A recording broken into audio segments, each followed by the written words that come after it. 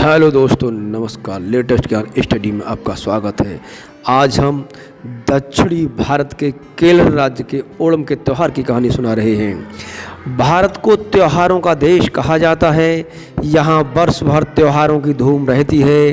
ये त्यौहार जन जीवन में चेतना, उत्साह और एकता का संचार करते हैं। दक्षिण भारत में केरल राज्य का एक विशेष त्यौहार है ओणम। लगातार 3 माह की भारी वर्षा के बाद आकाश स्वच्छ और चमकीला नीला हो जाता है। तालाबों, झीलों, नदियों और झरनों में जल की बहुत आयत हो जाती है। कमल और लिली पूरे सौंदर्य के साथ खिलकर महक उठते हैं। फसलें पककर झूमने लगती हैं। यही समय होता है फसलों के घर आने का, झूमने और खुशियों का त्यौहार ओणम मनाने का। यह श्रावण मास में मनाया जाता है। मलयालम में इस माह को चिंग मासम कहते हैं। ओणम के साथ राजा महाबली की पौराणिक कथा जुड़ी है। प्राचीन काल में महाबली नाम के राजा केरल में राज करते थे।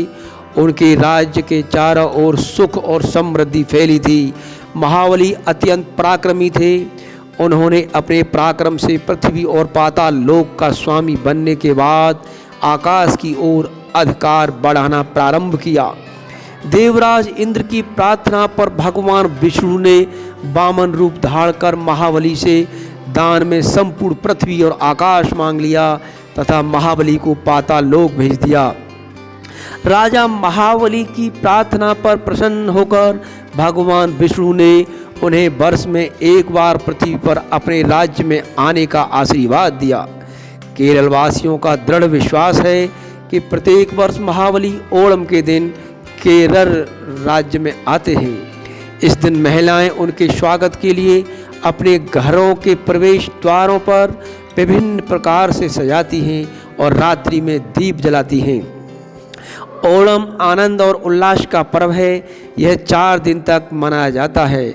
पहले दिन घर की लिपाई पुताई और पास पड़ोस को स्वच्छ किया जाता है। सब घरों के आंगन रंग बिरंगे फूलों की गोलाकार आकृतियों से सजाए जाते हैं, जिसे पूक्कलम कहते हैं। पूक्कलम की सजावट में परिवार के स्त्री पुरुष बच्चे सभी उत्साहपूर्वक योगदान देते हैं। विष्णु और महाबली की मूर्तियों को चावल के आटे और नन्हे नन्हे सफ़ेद दृढ़ पुष्पों से सजाया जाता है। पूक्कलम के निकट दीप रखकर इन मूर्तियों का पूजन किया जाता है। ओणम का पहला दिन सर्वाधिक महत्वपूर्ण होता है। इसे तिरुओणम कहते हैं। तिरुओणम पारिवारिक जनों के मिलन, पारस्परिक प्रेम और सहयोग का पर्व है। इस दिन बाहर गए हुए लोग परिवार में लौट आते हैं और उल्लास पूर्वक मिलजुल कर त्यौहार मनाते हैं। सभी लोग नए और स्वच्छ वस्त्र धारण करते हैं। दोपहर काल में सब एक साथ बैठकर केले के पत्ते पर भोजन करते हैं। यहाँ केले के पत्ते पर भोजन करना अत्यंत पवित्र माना जाता है। ओणम के दिनों में भोजन में विविध प्रकार के पकवान सम्मिलित रहते हैं। इनमें चावल, दाल, पापड़, सांभर, खिचड़ी, पकौड़ी, पायसम, खीर आदि मुख्य हैं। धान, नारियल और केला केरल की मुख्य चीजें हैं। विविध पकवान इन्हीं से बनाए जाते हैं। ओणम के अवसर पर खेल और मनोरंजन के अनेक कार्यक्रम आयोजित किए जाते हैं। बालिकाएं और स्त्रियां ताली बजाते हुए समूह में मनमोहक नृत्य करती हैं, जिसे कैकोटिकली नृत्य कहा जाता है। नाचते समय वह गाती हैं, हमने घर को खूब सजाया, आओ महाबली आओ, फैले सुख और शांति सभी में, सबको बर दे जाओ, सबको बर दे जाओ, सबको बर दे जाओ। गांव और नगरों में खेल कूद की अनेक प्रतियोगिताएं आयोजित की जाती हैं। इनमें नदियों और निकटवर्ती समुद्र में आयोजित नौका दौड़ सर्वाधिक आकर्षित करती है। दूर दूर के गांवों से सर्पाकार नौकाएं पंबा नदी तट पर लाई जाती हैं और उनकी पूजा की जाती है। गांव के सभी वर्गों के व्यक्ति विशालकाय नौकाओं में बैठते हैं।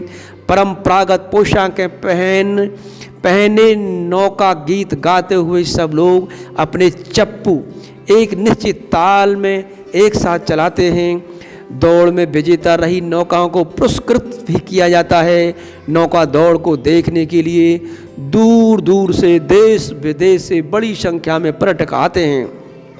माना जाता है कि तिरुओणम के तीसरे दिन महाबली अपने लोक को लौट जाते हैं, इसलिए तिरुओणम के दिन आंगन में बनाई गई कलाकृतियाँ तीसरे दिन हटा दी जाती हैं। लेकिन अगले 2 दिन तक ओणम चलता रहता है।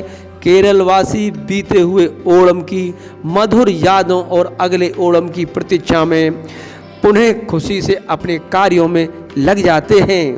दोस्तों, वीडियो अच्छा लगे तो लाइक करें, शेयर करें, सब्सक्राइब करके ऑल के बटन में दबाएं, जिससे हमारा हर वीडियो सबसे पहले आप तक पहुंचे।